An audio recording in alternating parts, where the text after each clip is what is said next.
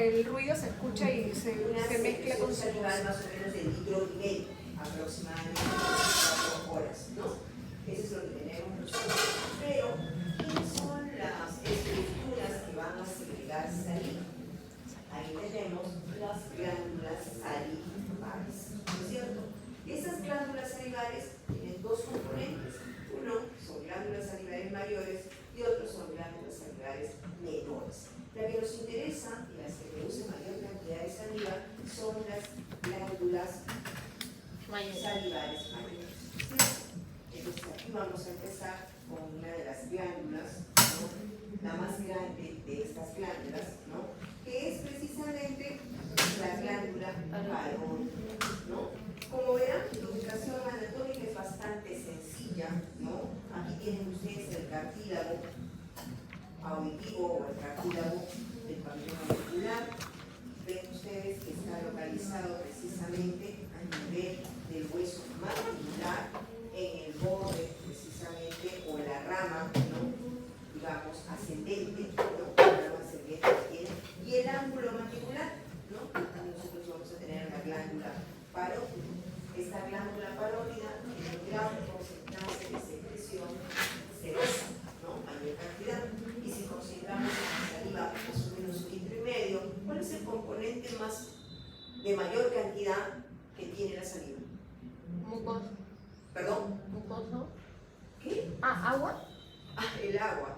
El agua, no sé qué cosa me dijeron ahorita, fósforo, fosfolípidos hay también, amilasa, tiamina también hay, por supuesto, ¿no? Pero el principal componente que tiene nuestra saliva es el agua, ¿no? Es el mayor componente que justamente permite realizarlo durante la masticación, ¿no? Entonces aquí tenemos esta glándula parótida, y cuando se inflama, ¿qué patología se presenta? Parotiditis.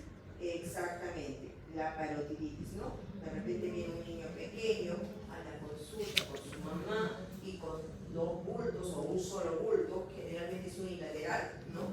Entonces ahí viene precisamente con un aumento de volumen de la glándula parótida. Y si ustedes evalúan, no es aquí en esta localización submandibular, sino es netamente donde tenemos la articulación temporomandibular y el ángulo de la mandíbula, y se va, digamos, aumentando el tamaño hacia la articulación de la región submandibular, ¿no? Y dolorosa a la palpación, ojo, porque el niño se queja, porque tiene fiebre, porque tiene dolor y un aumento de tamaño de la glándula parótida. Y es muy importante tener en cuenta también, sobre todo en los varoncitos, debido a que se puede producir también una orquitis testicular, ¿no? Generalmente tiende a, digamos, a tener ortocultivo en la parte testicular, porque la papera, producida por un problema viral, netamente, también le gusta el tejido testicular, ¿no? Y entonces en el varón hay que tener mucho cuidado cuando tiene parotiditis, ¿no?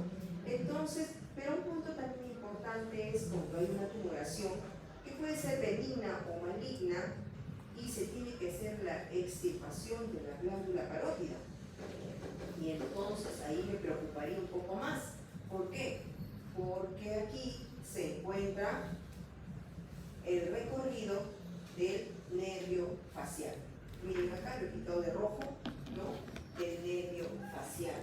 Este nervio facial generará el circuito de ramas para los músculos de la mímica y de la masticación, ¿no? Entonces aquí está la ubicación justamente de la parótida, y muchas veces sucede que el cirujano de cabeza y cuello puede, por supuesto que también involuntariamente, lesionar el nervio facial, y el paciente después de la intervención puede tener una parálisis facial, ¿no?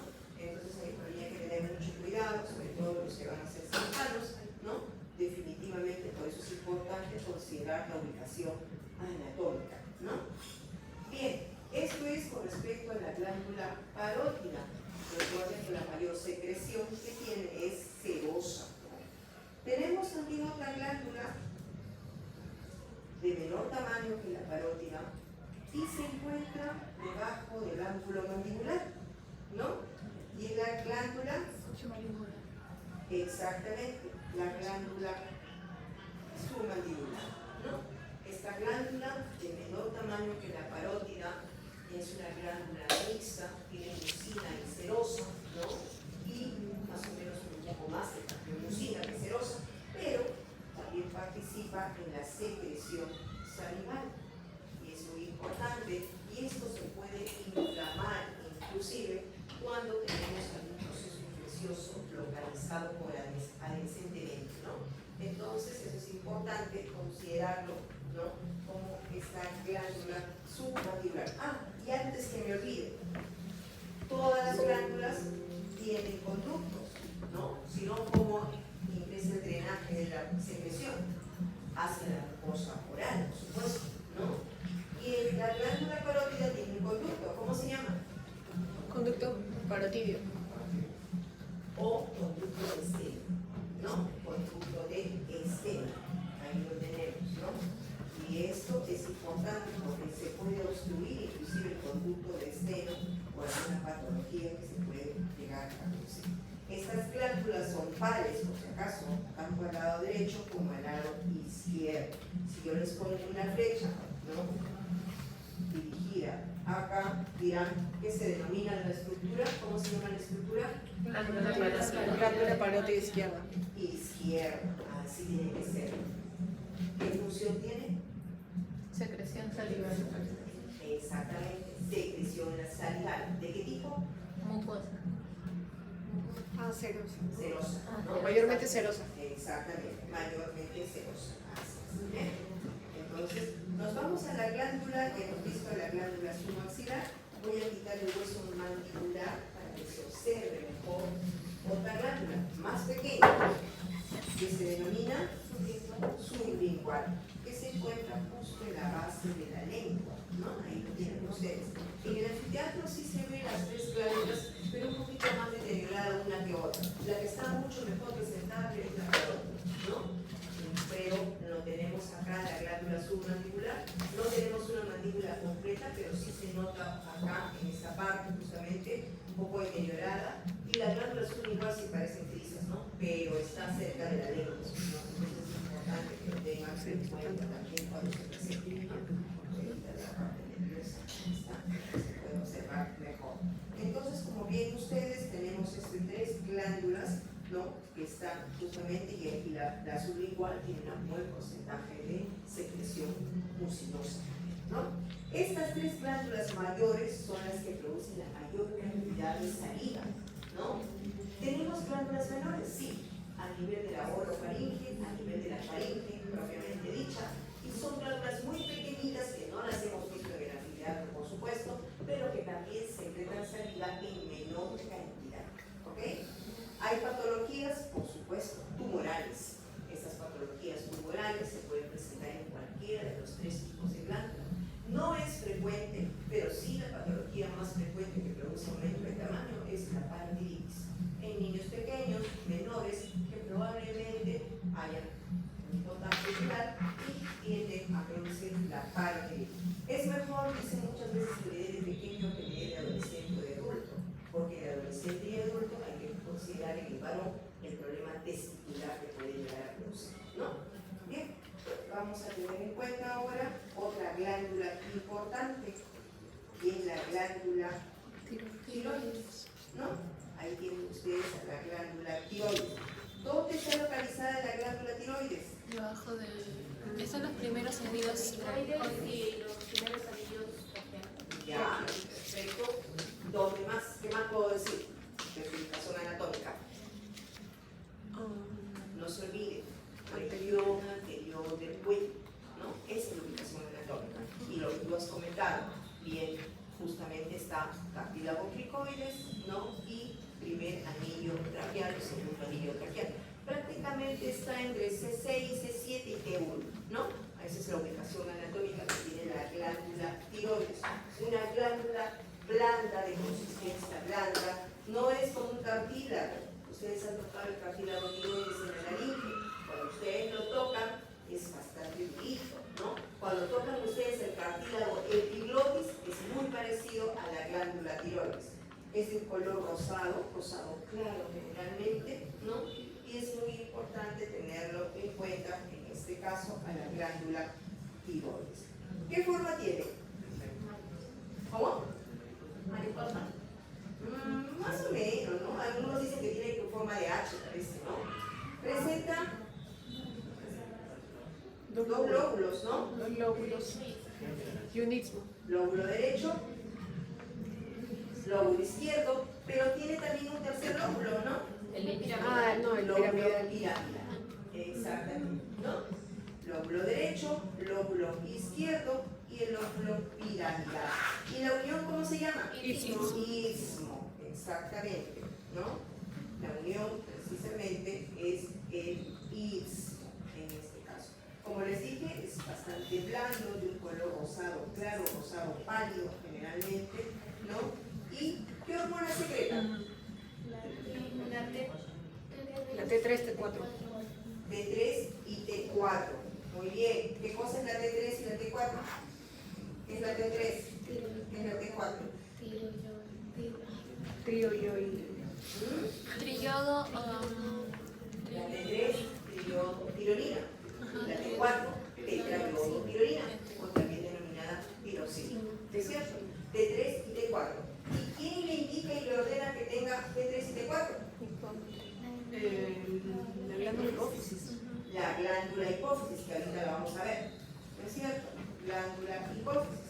Acá tenemos la T3 y la T4, porque si no tuviera la hipófisis, no le ordena a la glándula tiroides que se cree T3 y T4. Ahora, ¿existen patologías? Sí, definitivamente. Hipertiroidismo. Patologías que pueden ser el hipertiroidismo, cuando hay un aumento, o cuando hay una disminución, hipotiroidismo. Pero también existe lo que se denomina un aumento de la glándula o del tamaño de la glándula tiroides. ¿Cómo se llama eso? Bocio. Bocio, ¿no? Porque puedo tener un bocio con hipertiroidismo, puedo tener con hipotiroidismo. No necesariamente es un aumento de tamaño cuando tengo hipertiroidismo. ¿Ya?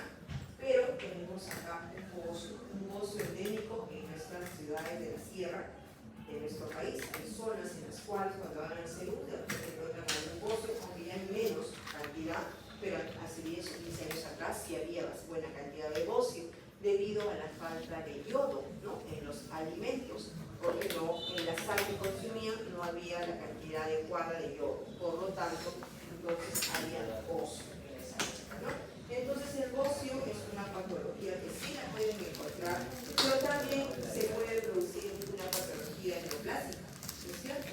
Podemos tener un aumento también del aumento de la glándula tiroides por una patología cancerosa, ¿no? Neoplásica, lo cual va a ser muy importante considerarla y tenerla en cuenta, ¿no? La irrigación de esta glándula tiroides, que efectivamente lo tienen las arterias tiroideas superior e inferior, igual que el drenaje venoso, miren ustedes acá tenemos la carótida común, ¿no? Justamente aquí vamos a tener la tiroidea inferior, miren acá, y cada una de estas ramas va a irrigar esta glándula tiroides, ¿no? Que va a ser muy importante también. Casi patologías del sistema arterial o venoso de la glándula tiroides no hay más bien patología de aumento de tamaño, ¿no? Que se tiende a producir, o de repente por secreción hormonal, ¿no? Por T3 o por T4 se puede producir, y hay sintomatología propia de una paciente que puede tener hipertiroidismo como un hipotiroidismo. Generalmente el hipotiroidismo es un paciente gordo, ¿no? Ligeramente obeso, ¿no? Que tiene astenia, cansancio, ¿no?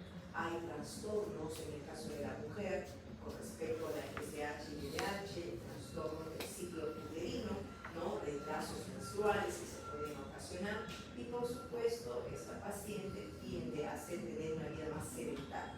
Mientras que el hipertiroidismo, lo contrario, es un paciente hiperkinético, se le dice, ¿no? Con una exostanía evidente, generalmente, ¿no? Entonces, caída de cabello, como también trastornos del ciclo ovárico y uterino, ¿no? Bueno, son algunas de las sintomatologías que pueden presentar nuestros pacientes, ¿no? Pero, veamos y seguimos nosotros y nos vamos a la región posterior de nuestra glándula tiroides. Para eso vamos a quitar el esqueleto y vemos acá justamente los anillos braquiales, por supuesto. Vamos a ver acá. Y Y acá se observa 4 arvejitas, ¿no? Aquí está. ¿Ok? ¿Cómo se llama? Paratiroides. La glándula paratiroides. Superiores y inferiores, ¿no es cierto? Embriológicamente, ¿de dónde nacen? ¿De dónde derivan? Del vientre dorsal lateral. Biológicamente, Los tiroides y la paratiroides. Perdón, ¿de dónde? Cuarta bolsa faríngea, tercera bolsa faríngea, ¿no? Embriológicamente vamos a tener entonces la derivación de estas glándulas paratiroides. Si yo les pongo una flecha acá, ¿qué estructura es? glándula paratiroides superior Izquierda. Izquierdo. Glándula paratiroidea superior del lado izquierdo. Y si les pregunto, ¿qué hormona secreta esta glándula paratiroides? Paratormona. La Paratormona. paratormona, exactamente, la GTH. ¿Y para qué sirve la paratormona? Regulación de calcio. La regulación del calcio y del fósforo, ¿no? Calcio y fósforo. Si no lo regula, puedo llegar a tener una hipercalcemia. Y una hipercalcemia me puede traer otro tipo de trastorno, ¿no? Disminución de apetito, astenia, disminución de problema neurológico, porque no se quiere tomar mucho calcio, y por supuesto trastornos de la osteosíntesis, ¿no?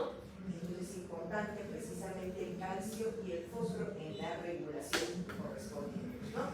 Entonces aquí tenemos precisamente nuestras glándulas paratiroides. ¿Dónde están ubicadas las glándulas paratiroides? En la parte posterior de la glándula tiroidea. ¿Dónde están ubicadas? En la región posterior de ambos lóbulos de la tiroides, ¿no es cierto? Pueden decirme superior, inferior, lo que quieran, pero están localizadas anatómicamente en esa posición, ¿no es cierto?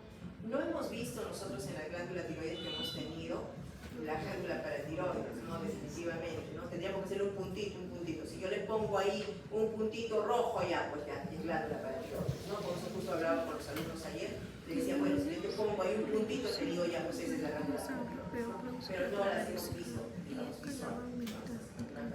Son como unas paredes que están pegadas. Depende de lo que funciona, esta la baja, esta la sube o la baja, no necesariamente sube la aumenta.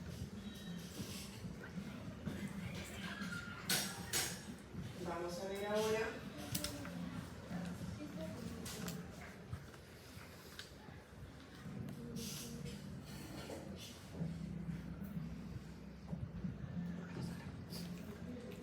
Vamos a poner el esqueleto y vamos a ver la glándula hipófisis. La glándula hipófisis es una glándula muy importante, por supuesto, ¿no? Para eso voy a quitar el hueso frontal, ¿no? Para que se observe mejor. Y acá tenemos precisamente a la glándula hipófisis. ¿Dónde está ubicada la glándula hipófisis? en la silla Turca del hueso esfenoide. En la silla turca Del hueso esfenoide. del hueso esfenoides. Acá ustedes tienen al hueso esfenoides, perdón, acá tienen al hueso esfenoides y está localizado en la silla turca del hueso esfenoides. Perfecto, muy bien. Como verán ustedes, la glándula hipófisis va a tener dos lóbulos, ¿no?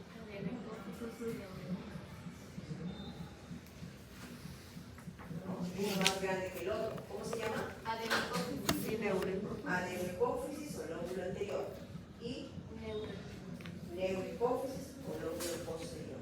¿Es cierto? Esas son las dos porciones. ¿Y cómo se llama esto? Lóbulo intermedio. parte intermedia. La pars intermedia. Pars intermedia, ¿no? ¿Cuánto pesa la glándula hipófisis? 0,5 gramos.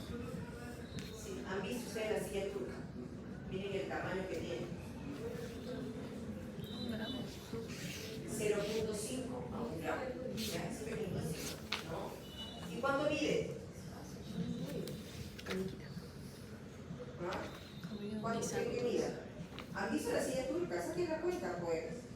Que conocen la Un silla centímetro turca. de Han metido el dedito en su silla turca. No se han medido siquiera su dedito, su complejo de dedo. Claro. 1 centímetro de diámetro. Dedo. 3 centímetros de Más o menos 10 centímetros. Aproximadamente entre 8 a 10 centímetros. Es lo que mide la silla. Por eso les digo, toquen, palpen, ¿no? Si han metido su dedito, saben cuánto mide. Entonces, ahí tenemos nosotros. Vamos a darle la vuelta para que sea perfil. Se pueda ver mejor.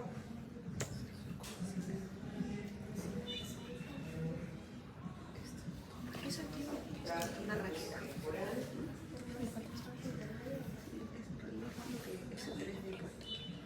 Y aquí se va a hacer el perfil. Lo voy a hacer más. Le puse cualquier cosa y era. Y miren acá.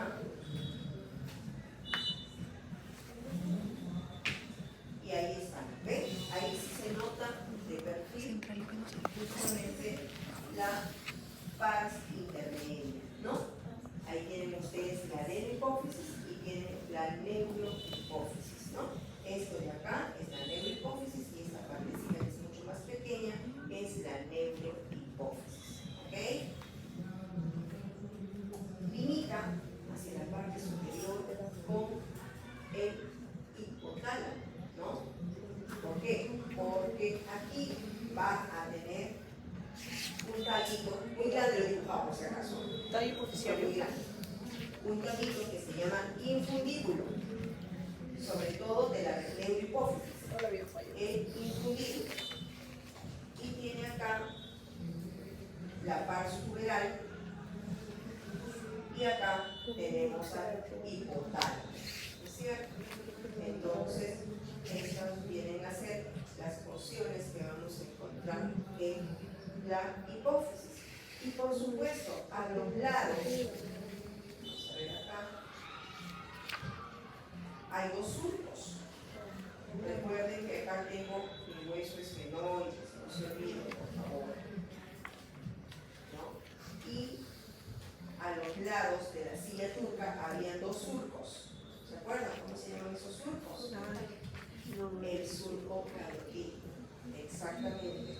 Surco carotídeo, ¿no? ¿Quién pasa por ahí? La arteria carotídea. La arteria carotídea, se llama surco carotídeo.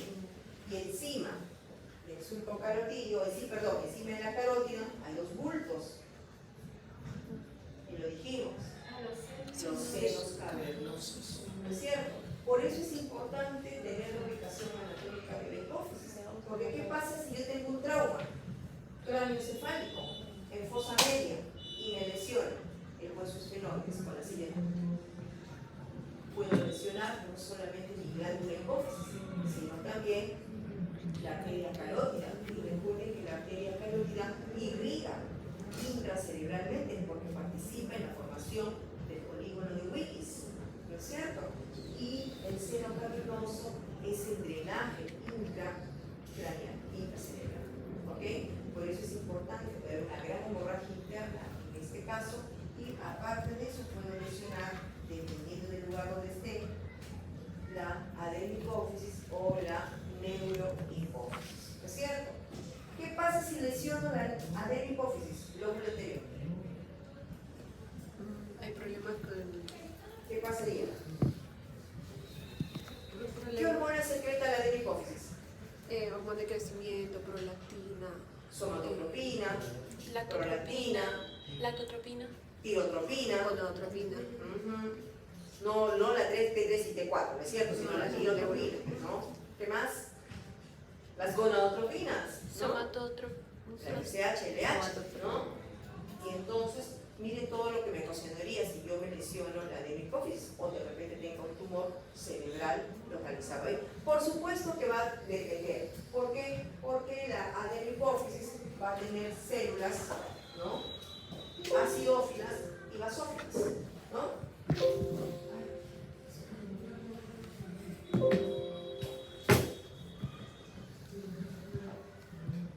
Va a tener células acidófilas, acá tengo la adenohipófisis, va a tener tener células acidófilas, va a tener células basófilas, y cada una de estas son precisamente las que se encargan tanto de la prolactina, las tirotropinas, las otras células son las que se encargan de las gonadotrofinas, las hormonas del crecimiento, somatotropina, ¿no? Y en todo caso, dependiendo de dónde esté localizado el tumor, porque pueden decir es un tumor acidófilo, es un tumor basófilo, causará daño precisamente cuando hay patología tumoral, ¿no?